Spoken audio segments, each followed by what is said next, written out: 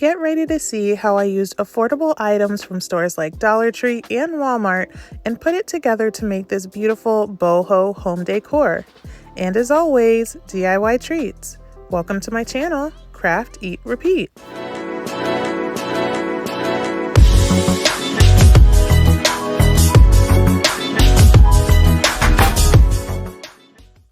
Hi guys, it's Aneka and welcome to my channel, Craft, Eat, Repeat.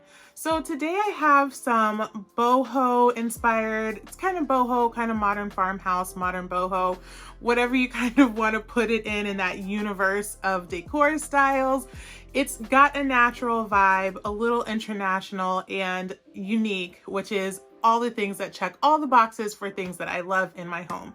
And I get really excited when I can go to Dollar Tree, get some really affordable materials and then put it together to make that decor in my home. So I really hope you guys enjoy it. If you're new here, welcome. Thank you so much for stopping by. If you like what you see, please hit that subscribe button. Everyone, hit that notification bell so you'll be ready when my next video comes out. And when it's over, head down to the comments and let me know which DIY was your favorite, or of course, as always, you can just say hi. Also, don't forget to find me on my social media platforms. Let me see what you're working on, what you're creating, what beauty you're putting into the world. I would love to see it. All right, guys, it's time to craft. For my first DIY, I wanted to use this painting technique that I am completely obsessed with. I'm going to start out with this plaster colored paint and I'm going to add some baking soda to it. Now I got this Waverly chalk paint from Walmart, so it was very affordable. And I just had this baking soda around my house and I'm just going to mix it together and you can decide how thick you want this to be. Now, the thicker you make it, the more of kind of a stone texture you're going to get once we put it on our items. So you can kind of play around with it. You can do a looser consistency or a thicker consistency. Just keep adding paint and baking soda until you get the consistency that you want. Now, I got these pencil cups from Dollar Tree and I used them to make these adorable little Easter decorations, but I got really impatient waiting for spring to be over, so I took them apart and I'm going to go ahead and make some boho decor out of them, and I'll put my Easter decorations back together the next time I get to Dollar Tree to pick up more. Now, using this sponge, I am just going to dab all over using this paint, and it gives it this kind of faux, kind of stone type of a texture, which I just love. Now, I'm using these really thin metal cup holders that I got from Dollar Tree, but by doing this, it really takes it up a notch. It makes it look like it's like stone with this cool boho pattern kind of like stamped out of it, and I just love the look of it. Now I'm going to go over it multiple times, making sure as I dab I get the texture that I want to. And if you want, you can even let this dry for a little bit and then go back over it with the stippling, and that'll give you even more of that textured look. Now, one thing I did notice is that it was good to do the inside first and then the outside, so that any paint that pushed through while I was doing the inside, I could kind of take care of it when I got to the outside and I wouldn't have like globs of paint coming through the back to the front. So that's just one tip that you can use when you are doing yours at home.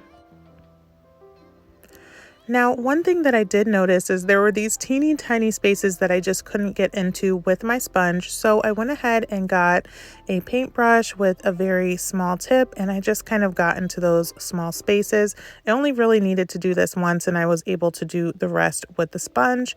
And then wherever I used my paintbrush, I made sure to go back over it with the sponge to get that texture that I love so much. And once it dried, this is what I had. Now, I think this looks really gorgeous. It's beautiful when you look up close. I thought about putting it on this candle holder that I got from Dollar Tree, but I also had these little coasters that I got from IKEA, and I thought that really brought in kind of those natural brown colors that I like and gave it that boho look. But I love that I could kind of switch it up and do it either way. Now, for this smaller one, if you've been watching my channel for any length of time, you know I am obsessed with wood beads. So I had this pack of tiny little wood beads that I never use because they are so small, and I thought it would be cute to kind of add them to this pencil holder and make kind of like a little trinket tray. So I'm just going to go ahead and use some twine. I put a little bit of painter's tape at the very tip to give me a very fine kind of needle point so that I could get it through these teeny tiny little holes in my wood beads, and I just strung them long enough to fit all the way around my little cup. Now I think it would look really cute to put it around the bottom like that, but I also thought that it would be nice to just kind of put it on top as a little accent on the top, and that's what I decided to go with. So I just tied it up on the top, and then using a little hot glue, I just attached it to the top of my little trinket tray. And I love how this came out. I think it looks really sweet. It's got that boho vibe, but it's kind of like a little more romantic than the boho items that I tend to make. So I thought it was a nice feminine touch to add to my decor.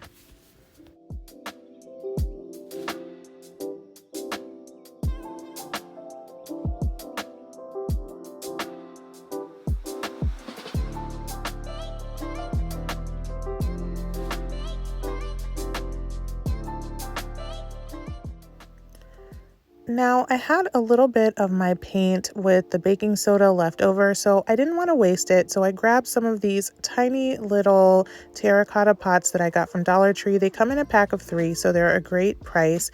And I have some little succulents that I am attempting to propagate. We'll see if I can make it happen. But I needed some little pots to put my little baby plants in. So I just used my textured paint to give these terracotta pots a little more of visual interest. I was going for kind of a little bit of an ombre effect, but really just any kind of cool pattern, and I thought these came out looking pretty cute. So that's just another idea for an inexpensive DIY you can do in your home.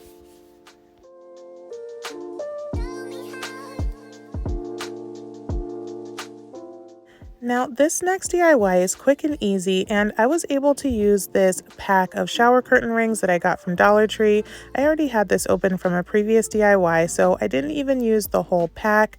I just used what I had, and I took some twine and using a little bit of hot glue right at the beginning, I glued it on, and then I just continued to wrap my twine around and around and around and around my shower curtain, making sure to cover the entire thing. Now you don't have to use hot glue the entire way down. You can just kind of do it at the start and then once again at the finish.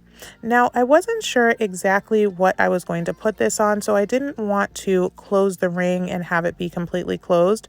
So I decided to leave it open on the end like this. If you want to have a more finished look, you can go ahead and close it and just continue wrapping your twine all the way around that portion, and it will be completely covered. Once it was done, I just snipped it off and put a little dab of hot glue to make sure that everything stayed into place nice and securely. Now, after I had all my rings covered, I decided to go back and very carefully, you guys, use a little bit of this fire from this lighter to kind of burn off the little wispies. Now, if you get your twine from Dollar Tree, it's going to have a lot of these little wispy pieces on it. If you get twine from somewhere else, you might not get that. But I love the way this kind of just cleans up the look of the twine, but it also kind of gives it kind of a worn and weathered look. And I just love the way it looks when you do this. So this is a great step to do, but please be careful. I don't want to be responsible for any burned fingers. So once I had them all finished, it was time to kind of decide what to put them on. Now I had these candles that I got from Dollar Tree, and I just decided to use these as little cuffs around the candle. I love how this looked. It kind of looked like those wood rings that you can get online, but a lot more affordable. Now it didn't go all the way around the back, so I'm still on the hunt for some other smaller candles, but I just used a little dab of hot glue that I can easily pop off to kind of keep it in place on the bottom. And these are going to go against the wall anyway, so no one's going to see the back, but I love that this is removable. I can take these off, I can pop them on different things, and I can just use them over and over again in my house, which is a good thing because I change my mind about decor all the time. I like to play around, make changes, and so these are perfect for my boho decor.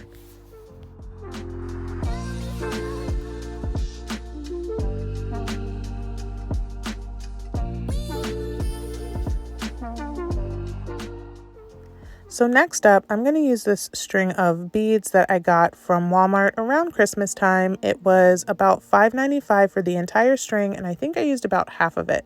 So this DIY cost me about $3.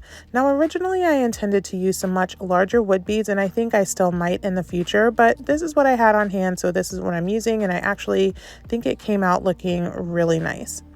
So I'm going to take my wood beads and I am just going to glue them in a row. I decided to make a row of about 7, and then I had to add some on after that, but I will show you that in a future step. So I am just gluing them together. I decided to glue the side with the holes together, and you may want to decide to actually glue the sides without the holes together, depending on if you want the holes showing on the sides or not. So once I have my first one together, I'm going to make another one.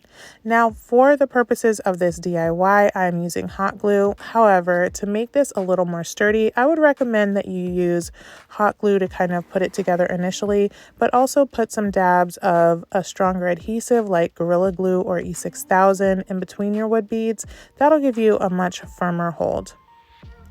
Now, once I have 2 rows together, I'm just going to use a bead of hot glue and I'm going to glue these 2 rows together.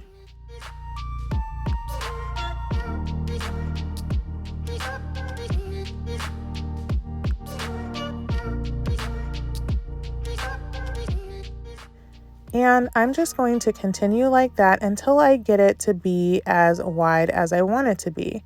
So for this DIY, I ended up doing about 5 across or 4 across. Of course, you can do whatever you think looks nice.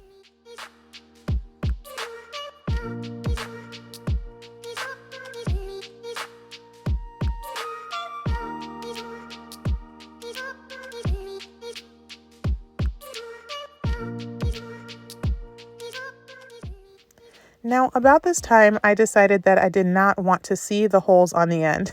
So I glued another row of beads on the end with the holes facing up. This way, if you look at this from the side, you do not see the holes in it. This does leave some on the top where you can see the holes, but since I was going to put something on top of it, that wasn't going to be a problem because you won't really be able to see those anyway.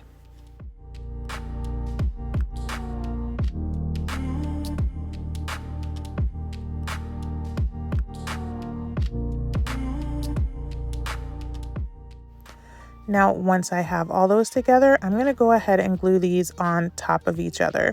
Now, I do think that using the hot glue or your stronger adhesive only on those middle beads gives it a much cleaner look. You don't end up seeing any glue from the outside. And what is cool about using these beads is I still have all these tiny holes in the middle, so I'm going to use this as kind of like a little bud vase. And if I had used larger beads, the holes would be even bigger. So decide on what you want to put in it and use the size beads that'll give you the holes that you want. But I think this looks so cool. I just love that I can kind of put this out on my counter and it looks really cool.